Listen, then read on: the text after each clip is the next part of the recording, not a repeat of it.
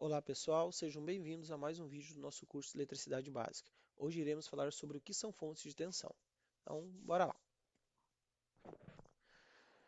As fontes de tensão, elas podem ser divididas em dois grupos: fontes de tensão de corrente contínua e fontes de tensão de corrente alternada. E uma forma comum, a gente vê uma nomenclatura, um símbolo e por aí espalhado quando fala de fonte de tensão, é esse AC/DC. Mas esse AC/DC é o AC/DC da banda, né? Que não é o nosso caso que a gente vai falar hoje. Então, o que que é fonte de tensão, né? Então, para falar sobre o que é fonte de tensão, primeiro a gente tem que entender o que que é uma tensão elétrica, né? Então, eu vou resumir de uma forma bem simples para vocês, que nós podemos dizer que uma tensão elétrica é uma força necessária para movimentar os elétrons. E tensão elétrica também pode ser definido como diferencial de potência, tá? E em nossas casas, a tensão, que é aquilo que a gente chama de voltagem, né? Ah, quantos volts tem esse aparelho? Ah, aí é 220, aí é 110. É isso que é a nossa tensão, que é a energia, como que ela chega na nossa casa, né? E essa tensão ela tem uma medida, que é em volts, né? Que ela é medida, que comumente nas casas pode ser 110 ou 220. Aqui, no caso, no Rio Grande do Sul, dependendo da região que tu mora, se tu mora em Porto Alegre, é 110. Se tu mora na região ali para baixo de Novo Hamburgo, Campo Bom, ali, São Leopoldo, ali já é mais comum ter casas que são 220, tá? E isso tem a ver também com a concessionária e tal, qual é o padrão. Então, a tensão, vou só relembrar novamente, ela é a força que é exercida para movimentar os elétrons de um ponto até outro, o quanto de força que é colocado para fazer essa movimentação.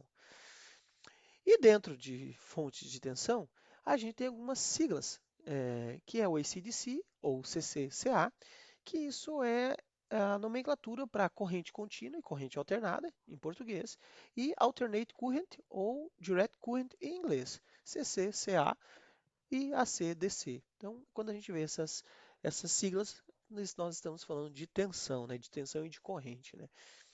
E agora antes da gente entender um pouquinho sobre corrente alternada e corrente contínua, a gente precisa entender o que que é corrente elétrica, né? O que que é corrente elétrica? A corrente elétrica, ela é o que é responsável para gerar nossa energia, né?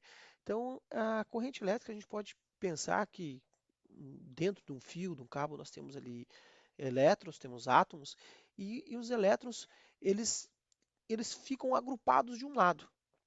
E quando eles se movimentam para outro lado, esse movimento ordenado dos elétrons, como a gente está vendo aqui nessa animação, esses elétrons se movimentando, esse deslocamento deles, isso gera a nossa energia. Então o que que é uma corrente elétrica? Ela é gerada através do movimento ordenado dos elétrons. E esses movimentos têm tipos.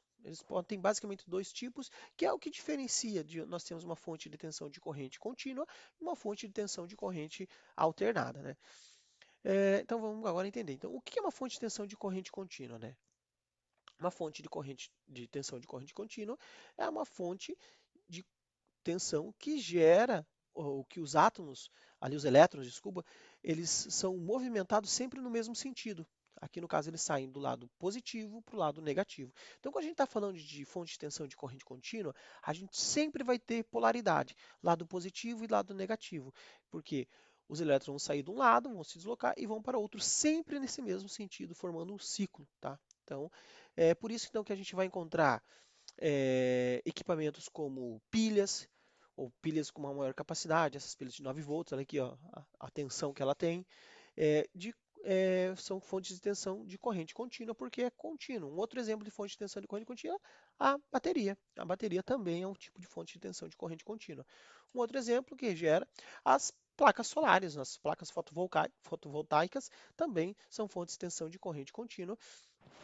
E uma observação importante, a energia que chega na nossa casa, lá da distribuidora de energia, da RGE, da CE, ela é corrente alternada, que a gente vai descobrir daqui a pouquinho na próxima transferência.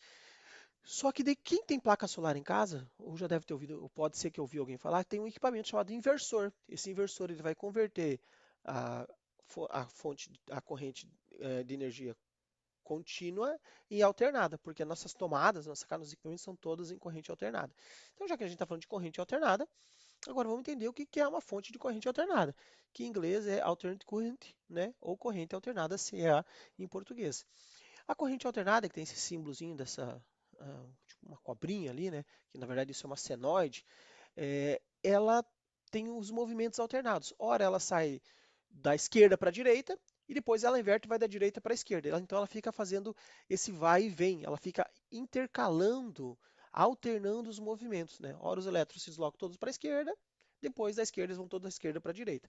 Então quem descobriu que poderia trabalhar dessa forma, um dos grandes pesquisadores cientistas aí, foi o Nikola Tesla, que foi que descobriu essa forma de trabalhar com fonte de corrente alternada, né? Que foi uma grande revolução porque com corrente alternada nos permitiu a gente trabalhar com longas distâncias, assim, tu tem uma usina que fica a 2, 3 mil quilômetros da sua casa e ela consegue elevar essa tensão em um valor gigante, assim, absurdo, em volts, porque tem a questão de perda do sinal, da energia, com o fio vai com maior distância, e permite chegar nas nossas casas, né?